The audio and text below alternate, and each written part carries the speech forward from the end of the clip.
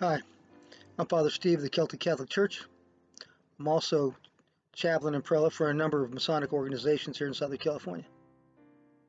This video is a supplement to Chapter 1 on the book on being a Masonic chaplain. So, you've been asked to be a Masonic chaplain.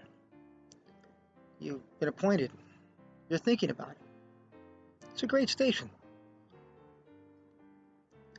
Sometimes the chaplain position is relegated simply to opening and closing,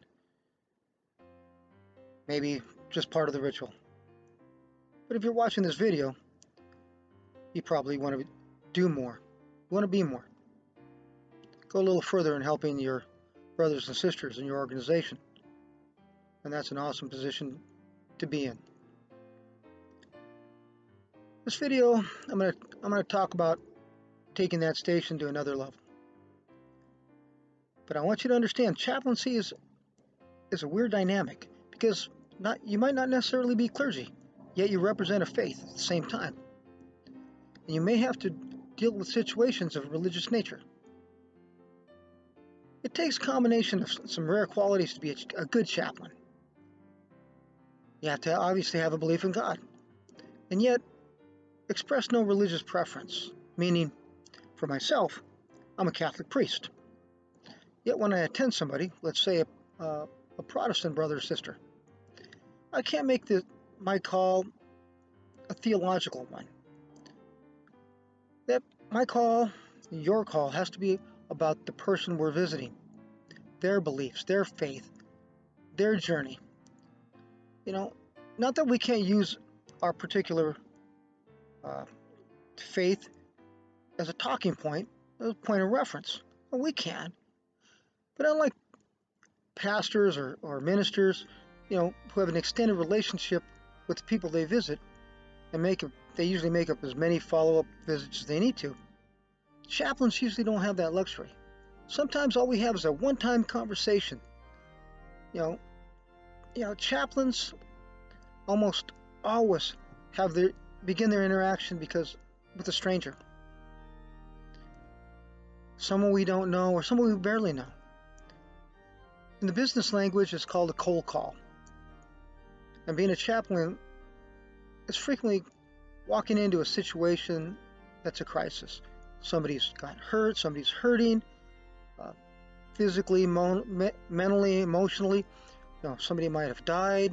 Somebody really received some terrible news, a terrible diagnosis. As chaplains, you have to understand you're going to walk into situations of high emotional and spiritual distress. But using your own unique personal skills, your own background, your work, church, what have you, and with some good Masonic training, some good chaplain training, you learn to establish rapport with people in a really short period of time. Remember, as a chaplain, you're going to comfort believers, non-believers, all kinds of different denominations, and you're going to have to listen to their grief, their loss, their suffering, without having an answer, without giving them an answer. To be able to hear what people are saying, and not just the words, and then discern exactly what you should say, what you shouldn't say, and sometimes, more importantly, when you should say nothing at all. As chaplains, we specialize in meeting people where they are, theologically, emotionally, socioeconomically. And as chaplains, we often, like I said, you're going to see folks of different faiths, ranging denominations. We're going to run into people of different cultures, different backgrounds, economic differences. And yet, to be an effective chaplain, you have to recognize all these differences and remain non-judgmental and maintain your focus. And that focus is unconditional, positive regard for that person you're seeing. Show them unconditional love. Being part of an effective chaplain is being to enter somebody else's world, their life, their belief system, and provide care, and all this while retaining your own religious identity. Not, not asking you to be somebody you're not. The role of the chaplain is not to convert, to correct, to teach somebody, not to save them. Not that necessarily we won't or can't.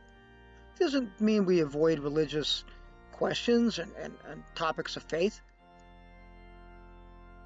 But our main focus is to engage those people in a spiritual conversation and help them explore their own journey, their own spiritual plan, without being judgmental about it. Chaplains, we focus on the ministry of presence. Chaplains, we unfortunately respond usually in a time of crisis and have no ability to fix it. And this is a problem a lot of new chaplains get caught up into. They want to do something. They want to fix something rather than being focused on the ministry of presence, being in the moment. In fact, being a good chaplain often involves resisting the urge to fixing anything or having the answer. Part of the chaplain's role is just to be supportive, just to be loving, to be caring, to ensure that person or that family that they're not facing the crisis alone. For the new chaplains, I want you to remember this, it's important. Being present, being there, just holding their hands, being a shoulder to cry on, is doing something. And it's really important. Because unlike pastors, you're probably just going to get a one-time visit. Just a one-time conversation, maybe 20 or 30 minutes. And yet those 20 or 30 minutes can be extremely meaningful to an individual or a family. So really, in short, chaplains provide short-term supportive care to those with an emotional and spiritual distress. I read this quote some time ago, and when I was first starting the ministry, and it was on a chaplain's. It was the chaplain's course I was taking at the time. And it goes, "You're not a preacher or minister, so you can just have to be present to where the people are. The goal is to help them use their own tools to get through their own spiritual, medical, and emotional crisis. Helping to facilitate the person to get their own answers, which really is a theory of chaplaincy. The patient already has the answer. They just need someone to help them get to it." Folks, like I said, if you're studying this little course, trying to be a chaplain that does more than just ritual and opening and closing, I applaud you. It's a tough line of work.